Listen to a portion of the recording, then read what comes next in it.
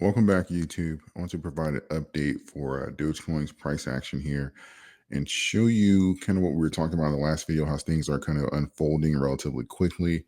And we're about to have another signal here. So I want to point out also the time frame, kind of, because sometimes people will look at certain things on the chart or even sometimes even thumbnails and try and give a time frame as far as for how soon the price action will react. So now that we have a recent transaction between like a golden cross of like a 14-day indicator and the time frame from the run up, I think this will be a perfect time to kind of elaborate on that to kind of give you an idea of what to expect going forward.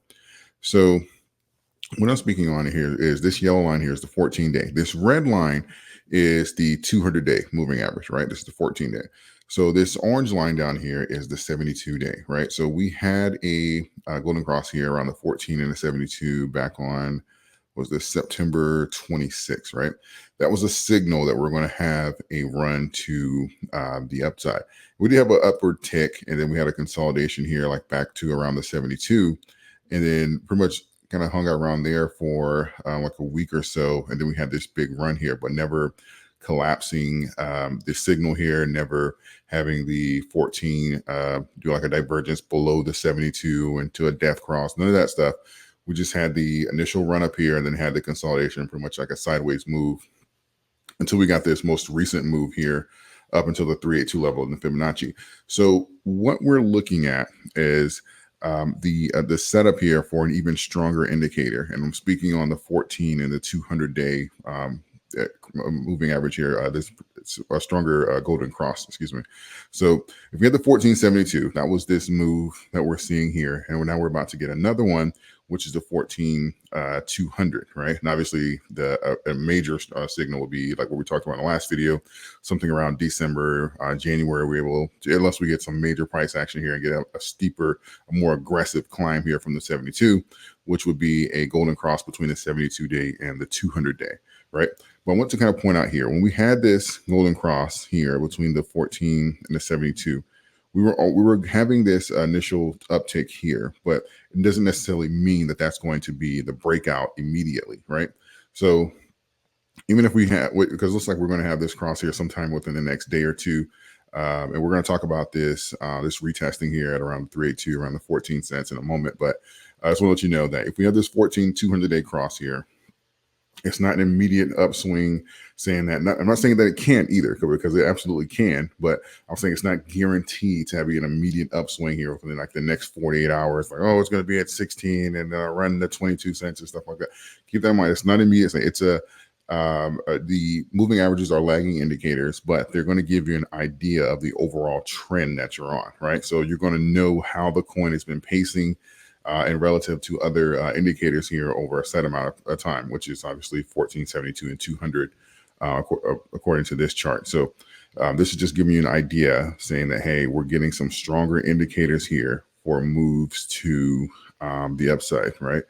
And I want to say that we have not had the 14-day above the 200 since, well, the last time we had this cross, the 14-day on the 200 was way back here, right? Oh, I'm moving my fib. Oh, let's see if somebody help here. So way back here, right?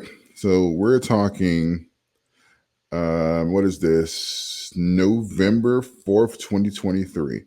Ironically, it's been almost a year since we've had a cross, a golden cross of the 14 and the 200, right? So, and obviously we know as far as for like the price action, what has happened since then. So pretty much in that year, we saw that run up to around the 22 cents, right?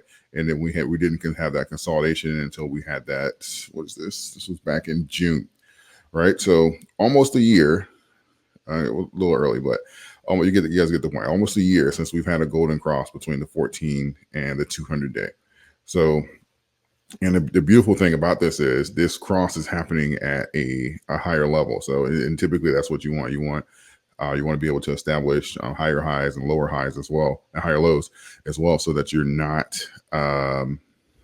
having complete retracements and giving up those gains on each cycle. So this is going to be very telling here to kind of see where this run takes us from a higher starting point compared to last time. And that's really what I'm looking forward to as far as for the asset, to seeing if it's able to build and reach new highs and we're going to stay on pace with everything as far as for like the progression of a crypto and the advancement here. And I do believe that the elections and a lot of the macros here around Q4 are going to play big parts as far as for, peak bull run and where the coins ultimately end up topping out at.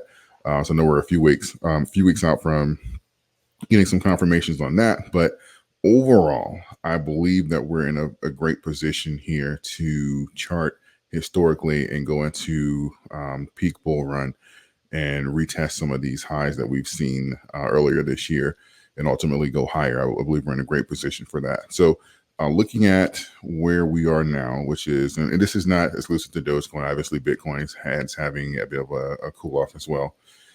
Please don't be discouraged by that. This is, sometimes people forget and they'll say, oh, every time there's like a consolidation period, they'll say, oh, it's going back to 8 cents. You always see those comments. I get them on here and then Instagram, X, everywhere. When you have these types of runs and you have, let's see here, 1, 2, 3, 4, 5, 6 green days in a row, it's perfectly normal, especially to go up into a major fib level here and to see if you're able to even close above it. It's perfectly fine to have some consolidation point. Just consider it like sprinting. You sprint, you take a breather, you sprint again, you take a breather, you sprint again, you take a breather. It's not a smooth transaction here, so please don't let this be discouraged here. We'll see as far as for, and obviously keep an eye as far as like a Bitcoin liquidity to see if there's going to be any like macro things that can trigger like a sell-off or a downward trend. But as of right now, we've retested the 382, tried to break above it around 4 times here. And even here, if you're looking at this, if this was a smaller time frame, you have this this hammer here, this could signal a reversal in trend, right? If it closes here, obviously this candle is still open, but if you're reading candles here, you'll see that this can signal a reversal in trend. And we'd be looking for a green candle, the next candle to be green, to close green, and then obviously this is like a day trade setup, and then you would see if that's able to progress and get your confirmation candle here next. But obviously this candle's still open. We won't be able to confirm, because this is a daily chart, so you won't be able to confirm if it's going to close green or not until tomorrow. But it's something to look forward to. It's something I'll be looking forward to, and I'll report on it tomorrow if that setup seems to fulfill itself. And we'll have that conversation about retesting this 382 mark. So overall, not the end of the world here. It will take breathers, and I know sometimes people hyper focus on their particular coins, but you have to move a lot of these over. You have to kind of zoom out here and get the bigger picture. Let's see here. I'm gonna move these over. If I can click on it, there we go. There we go. It's perfect. So even if we're looking at this here, you have the 14 crossing the 2 for Bitcoin. It crossed both of them relatively quickly. Retest had a rejection here, went down to the 7 for the rejection off of the 200, went down to the 72, grabbed some support, a couple bounces, and then we got the golden cross here around 10 days ago. And obviously we're having this uptrend now, and you're seeing a rejection. This is what you're witnessing right now, a rejection off of the 14-day, right? So these are very strong signals as far as to the upside. I love that Bitcoin is remaining in this top zone. We've pretty much been, zone trading here for the last few months and not giving up those gains here and having to recoup ground. So ultimately what we're looking for is probably some confirmation on some of the macro events, like the elections, crypto policy and stuff like that, before we kind of get like an idea to gauge what type of liquidity is going to be coming into the market, and ultimately from where and from which institutions who are going to be interested in taking those stakes here going into Q4 and I guess wrapping up Q4 and Q1. These institutions, and ultimately they'll bring in retailers to kind of capitalize off of that to see where these coins are going to go. So again, this is going to require like some patience here. We are building that momentum here for some retest. Something to look forward to over like the next week or so. We're going to check in tomorrow to see if we're going to get some confirmation candles and maybe we can get a retest here before Friday or Saturday. So just going to keep that in mind. But I do believe we're going to get some more, I guess, some stronger indicators here once we get around the election, and certainly once we get past the election here. Because I know there's a lot of institutional money waiting to see who's going to win.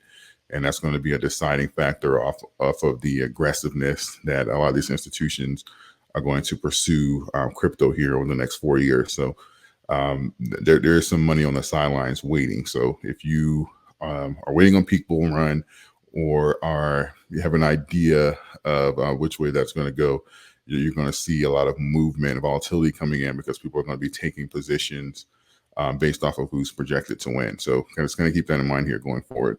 So with that, I'm going to, I'll let these candles play out. If we have some movement later tonight, I'll make another video. But I wanted to make this to kind of give you an idea of what the setup is going to be. We have Dogecoin in position here to follow in Bitcoin's footsteps here with this 14,200-day cross. And that's certainly a major signal here for a run to the upside. And that should be enough to give us that 16 cents retest. So with that being said, let me know if you appreciate this update in the comment section. Let me know your thoughts. Please consider subscribing to the channel. Thank you, and I will see you guys in the next video.